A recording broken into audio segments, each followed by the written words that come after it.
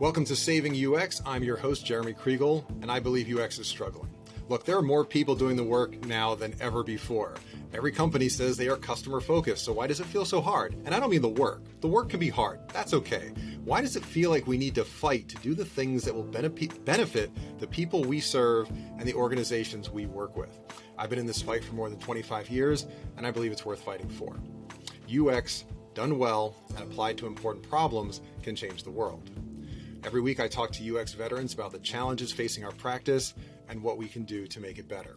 This week I'm joined by Ahmad Alhuwwari. Ahmed, thank you so much for being here.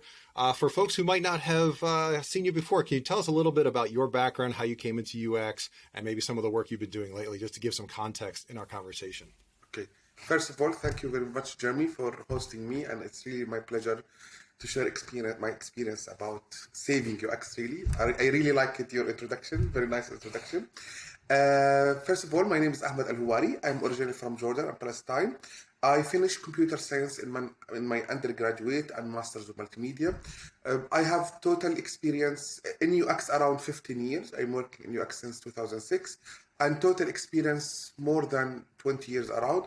I start as the early stages in late 90s when the internet was entering Jordan. As at that days, you remember Photoshop, Flash, and we started developing websites on front page. And even I remember a very old HTML editor called Hotdog. We was using that, and we, coding some HTML codes. And when Flash came, really, it was a very nice thing to do.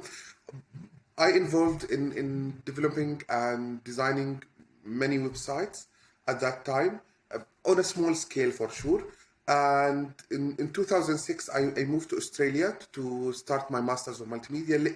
There, I learned the term UX as a term and as a science. I took a subject there in the university, and since then, I'm working in the field of UX. I used to hear about the usability information architecture since 2000, but not involved mainly in my line of work. So let us say really my experience with UX started in 2006 almost. And after that, I worked in many companies in different sections.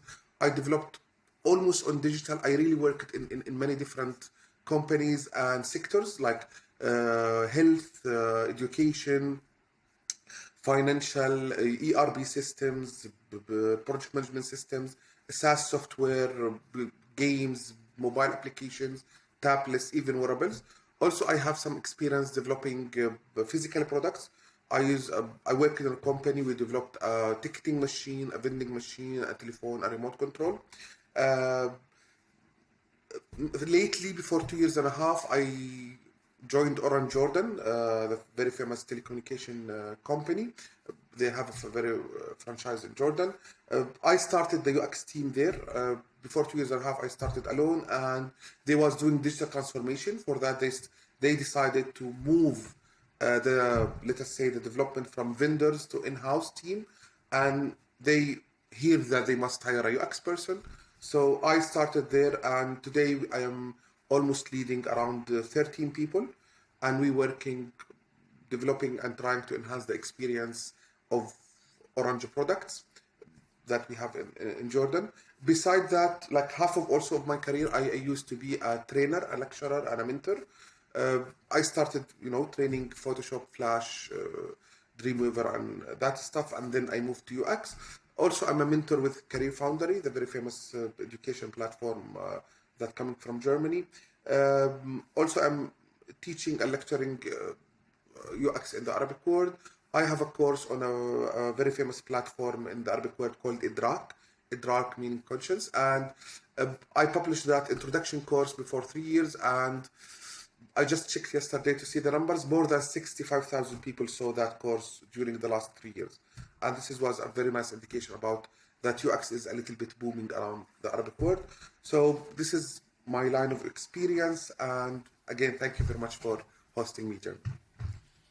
Great. I mean, you clearly are highly motivated, involved in a lot, and even just, moving to another part of the world to complete your education. It's definitely, it's a big commitment, big change, I imagine. you've Yes. seen UX at least in Australia. You've been in international companies. You're working in the Middle East. What is your sense of where we are as a discipline, and how have you seen it change in the since 2006 when you really started your journey there? Okay. Just want to add to you, I also worked in Germany. I moved Okay. to Germany in 2016. I worked there for around 1 year and a half. I worked for international company called Citrix. It's very famous. Yeah. They based in USA, but they having a very huge branch in Germany. But there was like acquisition later in, and then now they're known as Log Me In. I worked on Go to Assist as a senior product designer for the mobile team. So I have the sense of let us say again, international experience. Since 2006, really, I can see that we was going in some phasing in, let us say, between 2006 and 2011 to 2012. Uh, we was having the baby steps around UX, like a lot of companies was talking about UX, but none of them was applying it, and the old school of, in the proposal, the company was doing 3 home pages and 1 inner pages to impress the customer. And it wasn't that much mature in the company, let us say. And there was no even enterprise UX, if we can say. Like even in very huge companies, it wasn't that much structure.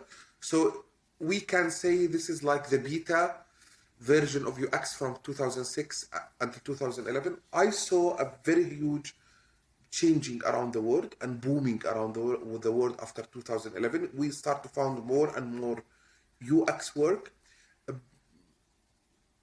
This is regarding the world. This is phase is until 2017 in the Arabic world.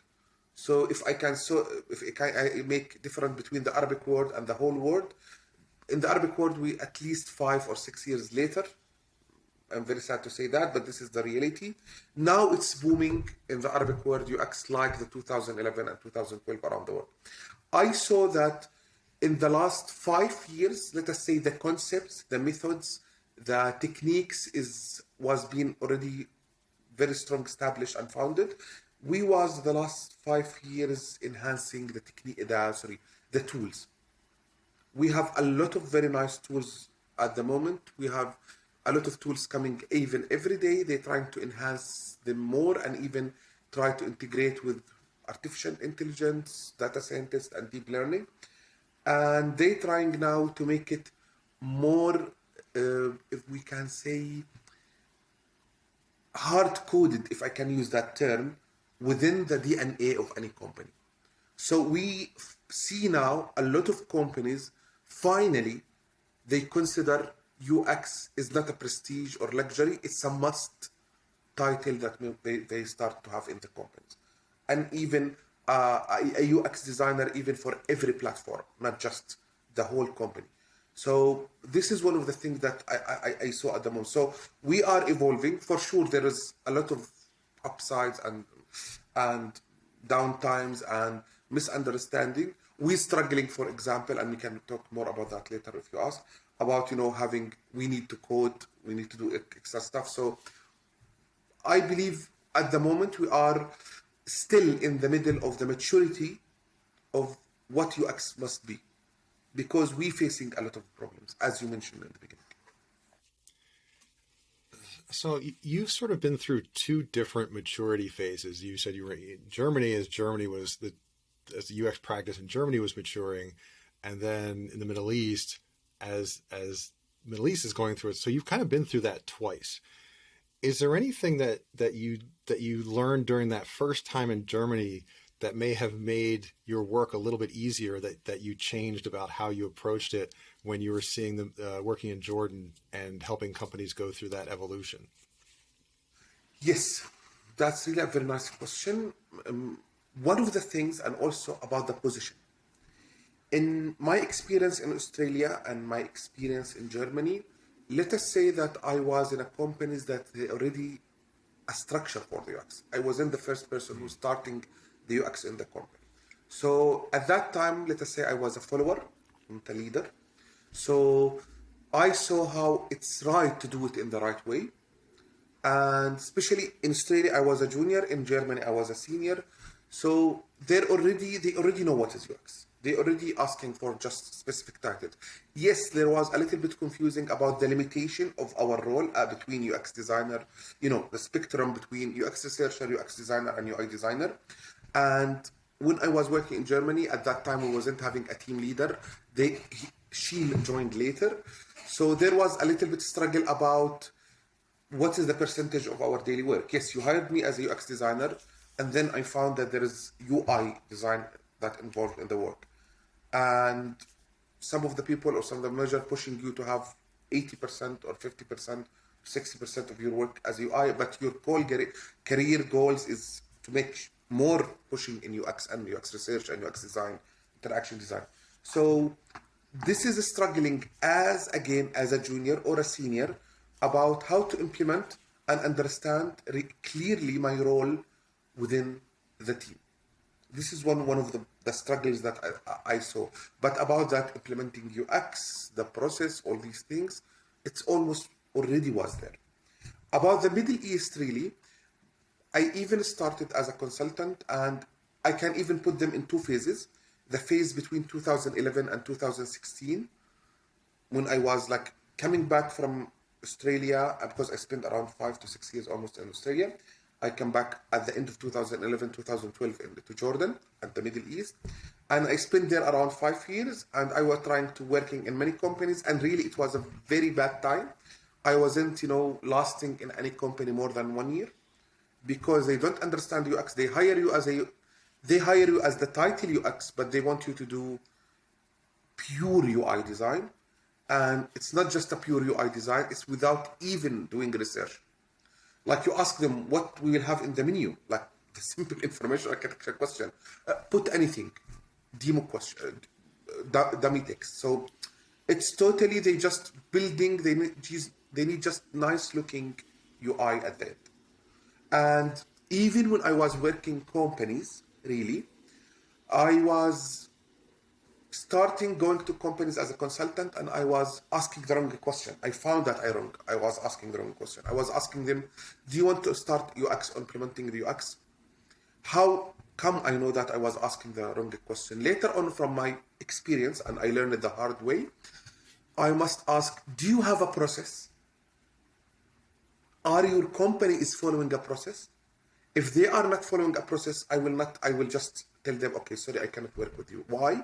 Because how to apply a process, the UX is a process in a company without a process. So this is the idea. How to apply a process. When you say process, yes. Do you mean like any process, like a development process, a product process, or UX process specifically? No. A process. Agile, Anything. Lean, Kanban, any even a process. You will be surprised that even a very big companies, they don't work on a process. They work in a term in Arabic, we call it the faz'a, that like you say, who is calling? Like, okay, an emergency thing coming from the manager, they work on it. And they work on it until the next emergency thing coming. So there is no process. It's just the call of the manager, what he working at the priorities, and even they pushing and delaying another customer's work because there is another demanding, customer came. So it's I worked in that company. Yes, it's totally crazy. So if you try to apply UX process in companies like these, they don't have a process, totally will fail. I'm sure you will fail because they don't follow. They need you. They need from you a UI without going even with the research. They need you a research results while you are working on a UI. So they don't have any kind of sense of a process. So this is one of the challenges that I face. So I stopped asking them, do you want a UX or not? No. I asked them, do you have a process in the first place? Okay, then we can maybe implementing or integrating the UX process. Also, one of the things, a lot of people think that UX is magic. Just focus, adrab, kadabra, and everything become nice. No, it's needing time. And it's always mentioned that it's like the software development life cycle, like the agile. The first 6 months, the performance is going down, then you boosting until the people, until you implement the culture. And even Jacob, in a group, Jacob, Nelson, Don Norman, a group, there was, posting many articles about the UX maturity in any environment. So after I came from Germany, really, I was having that thing that I will not work to any companies in Jordan. For that, I opened my own company. And because I know no one will apply UX, so why to go to in the same fight again? But even when I went to Orange, Jordan, it really was a funny story how I joined them. One of my ex-colleagues in another companies, he was working with them at that moment, and he telling me that blah blah blah, we are having a digital transformation and they're looking for an ex-manager, and please apply. And I tell him, no, I will not apply. They don't know about UX. I will not waste my time again in any company they don't know UX. And he'll tell me, no, they really want to do it in the right way. Please apply. You just want to get out of that friend who is bugging you. So I just send him my CV. He just called me and tell me, what the hell? This CV is having your German number. Where's the Jordanian number? I tell him I didn't update my CV. So you already say that they are professional. They can contact me through LinkedIn. I was putting obstacle for him. Just go away. They contacted me. I went to the first interview. I really like it. So I went to the second interview. The second interview was with the CEO and the other chief officers. And I was clearly in that interview telling them, if you are hiring me as a prestiging, title that you're doing UX and you're not doing real UX, sorry, I don't need that job. And the other CEOs, like the digital transformation manager at that time and the chief officer and the IT chief officer, they was telling me in a very clear word that no, we need to apply the UX process and we are already investing a lot of money and time in that. And I said, okay, and I joined them. I'm not telling you it was a very shiny or a very straight, let us say, and clear road trip, but I'm very proud of what they done. And after 2 years, the first day I was joining the company, a lot of people was asking me, are you the new guy for designing social media? And after 2 years and a half, a lot of people totally understand what we are doing. So it took more than 2 years to let the people understand, but now I'm happy that all of the other product owners, business owners know exactly what is UX, and they demanding of UX process within the company. It was really very hard. It took time, money, and a lot of fighting forth back. But really, at this case, I can say if you have supporting from the upper manager, it will work for sure. This is something that is totally. Yes, the key. If you cannot, and for that, I told you, like my experience from, Germany and Australia, I was not in the top of the chain. I was in as an implementer, let us say, but for sure, I learned a lot from there, and I implement that even when I was starting in Orange, Jordan. So the challenge always about any person who can tell you that you can implement UX overnight, I will totally doubt that. UX need time, totally need time, especially if you are changing a culture. The company, Orange Jordan, it inherited 3 other companies. One of them was government, and government meaning bureaucracy in my country, a very, very heavy bureaucracy. So this is one of the things that is really a challenge, that the people need to change their mindset.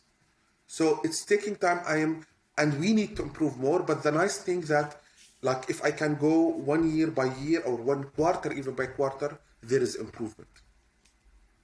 Before I came to the company, you will be surprised. Sorry if I cut you. There wasn't using any heat map. They don't even know about it. And do you imagine an enterprise company with that amount of people that they visiting their websites? There was just having a small survey and just free Google Analytics tool. So it's now even the chief officer of demanding of more analytical tool to follow up everything. Now they know how much it's important to even analyze all of the. You will be surprised. Like, I'm very proud of our managers, because a lot of them now even ask for the session recording to see how the people behaviors go. They cut from their time to see some of the session recording to see how really the people go through the websites or the applications or stuff like that. So, and even now they don't stick ever to their personal opinion. They always say, this is my personal opinion, but please let me know also what's the other users see. in the old school, they was just when they was demand something, it was like, executive, declaration. You must do it. Now, no, they are very open to have another ideas. Really, if I didn't change anything, just that, I'm really very happy about the mindset, how it's a change. So now they more believe in user-centered design. They more believe to talk to users. They more believe to see the product from the user perspective and from the user's eyes.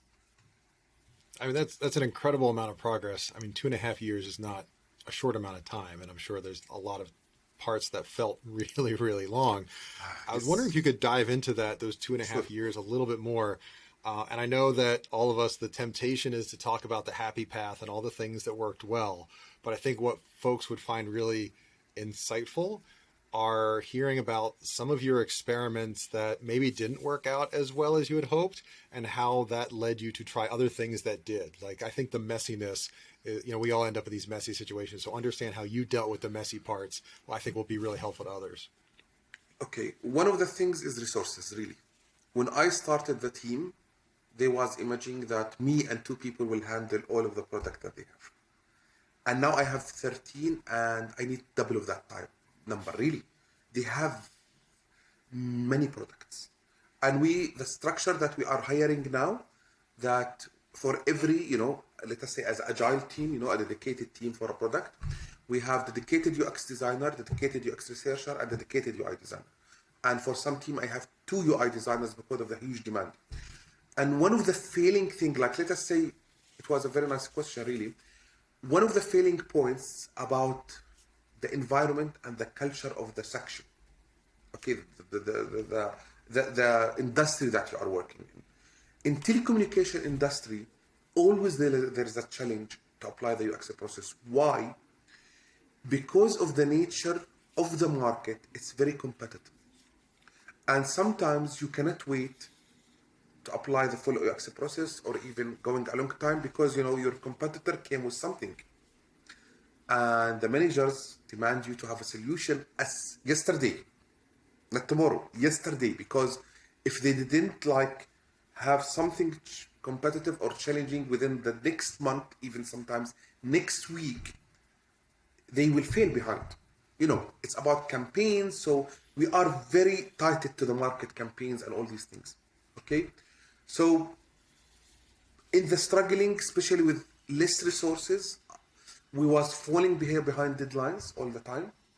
We was having this fight with the product owners, the manager, all the other people, and there wasn't.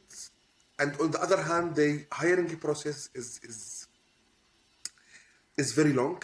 If I say I want to hire someone, that means at least 3 months to go through the interviews, even after I pick someone, even the paperwork, all these things, security check, health check. This is demand by the company. So many things. So it's really in one day I was like, okay, I am totally in the mud. The feeling. I don't know what to do. I have tons of things, and I talked clearly with my manager. I told him, look, what it's happening that we are, sink in a moving sands. If we continue like this, we will totally fail. So I suggest that we choose priorities and we have a short, let us say, effective plan and a long-term effective plan. We try not to go through the UX process. We using best practices, best things that we learn from the market to fix the most urgent things. But on the long term, we go we have all the time that we need in the world. So I split my team in half, the very big and the most important senior people, and even I call them the squad team. We was working on, let us say, the quick fixes things. Even me, I was involving in very, very, very junior stuff working to make sure that everything going as speed as we can. And so we try to, let us say it very frankly, we wasn't using a UX process, we was using best practice process, if I can say. We will see the problem, having a brainstorming around it, the top, like it was around 3 to 4 people, that team, and we was at least the minimum person of anyone one was have at least 10 years of experience. And we was going around, and you can make it almost like design sprint, or if I can say mini design sprint even, that we trying to just see the problem, brainstorm about it, coming with a solution, and implement it directly. We cut it really in that thing so we was buying time for the other team to doing their work. I done this for around more than 6 months and through these 6 months, I was I pushing to hire more people internally and outsourcing. Until now, I am happy to say that we have that squad team. Rarely they doing any work. They within their teams. So we was working on I was building the team, but we was having a team that fixing everything around. Quick fixes. Something like they need a pages for a new, especially you remember the times of the corona, we really barely sleeping. I remember 3 months our average time of sleeping was 4 to 6 hours maximum every day. And the other time we was working from house. I was having meeting at 12 a.m. in the morning with my team members sometimes to follow up, because at the corona, especially in our country, we wasn't having that much e-wallets or payments methods. Even let's say the fiber process was half of it, papers and stuff like that. A lot of things they needed to become digital overnight, because all of the people in the corona and the quarantine and no one is moving around, so they're trying really it was having a bad effect, the COVID, but also a nice effect on accelerating the digital transformation.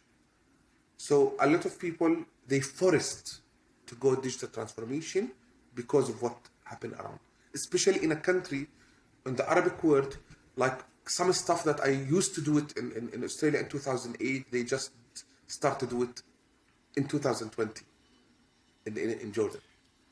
I want to dive into a couple. Yes. So many things, Yes. really interesting Yes. things in that story that I want to Sure. get into. You just talked about how you split your team into, sounds like a more tactical team and a more strategic team. Did I get that right? Not tactical and strategic. No, it was a squad team.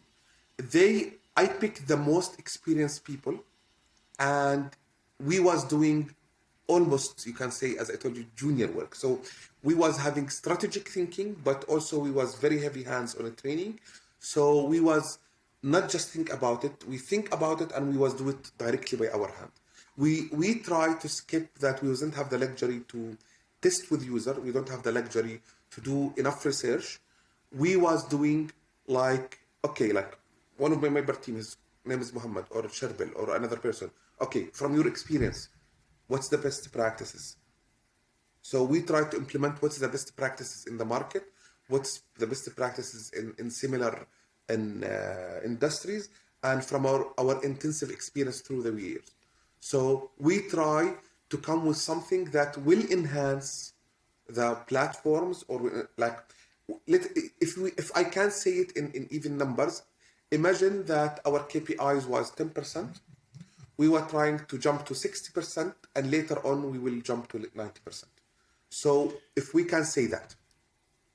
So was this the same team doing that shorter term work? Because you mentioned like a short term focus and a long term focus. That shorter term, you said you had to shortcut the process. You didn't have time for the research, but there was also a longer term process going on, as if you had all the time in the world.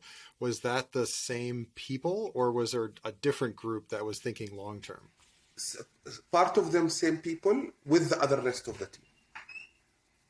So let us say if I can consider them as a team leader, the people was working with me on that squad, they was working on the other hand, on the other half of, I split even the time of the people to work on the squad, and on their normal thing, they was doing the full process, UX research, doing personas, interviews, survey, testing, usability testing, all these things. So, but for later deliverables. Got it. So But like instead of splitting the because team yes, by yes, people, you were splitting people's time, some part within of the shorter halves, term, some part of the yes, longer term. Okay. and not even shorter. Let's say shorter, and also like what was happening, if I can show it like that. Okay, we have a plan, and we work on that plan. The problem with, we call it the parachute demands, was coming all the way. You cannot fit them in like, if you're doing an agile and you're doing a sprint, you cannot insert, new tasks through the sprint. You cannot do that. It will destroy the sprint. Like, cannot, like after, the sprint, let us say 2 weeks or 3 weeks or 4 weeks. If you are on 2 weeks sprint, you cannot just enter, like, let us say the total weight was 5 tasks. You cannot enter 3 new tasks in second week and remove another 3. You cannot do that. It will not be a process anymore. So to maintain the process, we was dealing with the emergency demands was coming from the management this way. Because also the maturity of the whole company, in the end of the day, there is like transformation period between they understand what is UX, what's the process, and even to tell them, please, if you need a website, tell me before 4 months, not before 1 week of the launching date. So this is one of the things that we changing through the years and the months. Because in the first even month when I was working there, you will be surprised. The product owner of the portal, like the portal, it's having, Orange Jordan or Orange Jordan Joe. We have like microsites under it. A website, a microsite for rewards, a microsite for youth, because, for example, there are different segmentation. The e-commerce website is considered, or the e-shop is considered and as a microsite. You will find a lot of other microsites are being worked on with other department without coming to us. So you will be surprised, there's another pages being published in the beginning without even coming to the digital team. We are part of something called the digital team. Now, this is not the story anymore. Anyone have an idea related to a website, he came to us first as a business owner, because also this is one of the challenges that when you are working in a very big companies, really the departments is really like a different companies working to each other. So my experience, really, if I can say, it was building a UX team on an enterprise level in a very, very huge company. And one of the challenges, it's half of it is local and half of it is international. So also you have a guidelines coming from France and the global group. And sometimes you was challenging these guidelines because you want to add the local flavor and you want to add the local, perspective. So there was many fights through the even, or not fights as much as, let us say, obstacles, if we can say, and you must go over them. And you will be surprised that, for example, in the structure that we have at the moment, the branding people is not in our team. They're under another department called communication. And they used to do some of our work before they established our department. So there was like a little bit of conflict in the beginning about what is the person description and what they must do. So this is one of the things is really was a fight. So I will give you a very specific case that we even still have it at the moment. It's about orange spelling. Orange came from France, it's very clear, but you have an Arabic website. In Jordan, we have an English website and Arabic website. And we have 4 countries in the Arabic world, they having also orange. Orange Jordan, Orange Egypt, Orange Tunisia, and Orange Morocco. The funny thing, coming from the group, when the first days I came, they was saying you are not allowed to translate orange. It's a brand name. So the funny thing, you open our Arabic page and you see a paragraph and you start reading in Arabic from right to left. Then you find the orange word in English. You twist Left and to you right, go, yeah. yes, left to right, and then you continue in Arabic. And sorry, any junior UX designer telling you this is a disaster from visual hierarchy perspective and information architecture. And the communication people, because they was responsible about that, they was fighting about, no, you cannot use orange, you can translate it like, put it in Arabic words, as you know. Okay, like you say Salamu Alaikum in Arabic, you write it in English SALAM. So that's fine. But you don't put Salam in Arabic with the Arabic letters. The funny thing, Orange Egypt, they was using the Arabic word. So why Orange Egypt and not Orange Jordan? And the telecommunication was saying because they're more powerful, they're having more subscribers, and their country is big, so they're doing whatever they want. And I was, really? I spent 6 months until I talked to the head of branding for the whole global, and they was saying no problem in using it in Arabic. He is having for sure a UX background, and when we talked with him in a reasonable way, he said no, it's okay.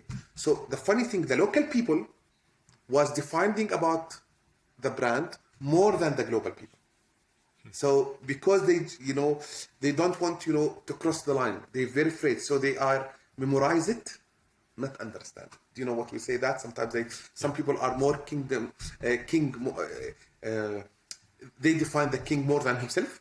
So they defining the guideline, and we told them guidelines is not a Bible. It's not a Quran. So in the end of the day, you can discuss about it.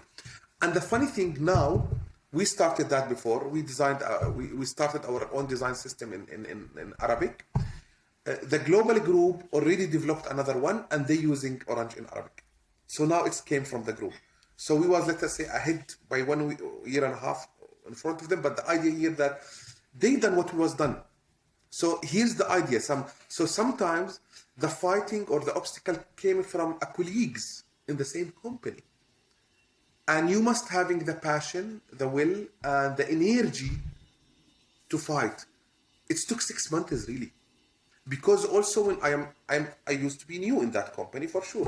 So even it's not just about work; it's about politics, relations, departments, relations. People. Yes, and talking to the right people, and even don't step on the wrong foot, as they say. Really, it's something really very challenging over the time. Okay, so this is one of the things that is really sometimes, and this is missing from a lot of UX books. When you build a UX culture in enterprise companies or big companies or even sometimes small companies, if it's not just about support from upper manager, it's about all of the team players and the key players in the company.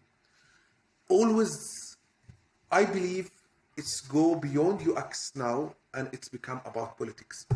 How you can push what you think it's right without compromising or going to a block end. And because it's happened to other people, and even happened to me in some companies before, they fired me.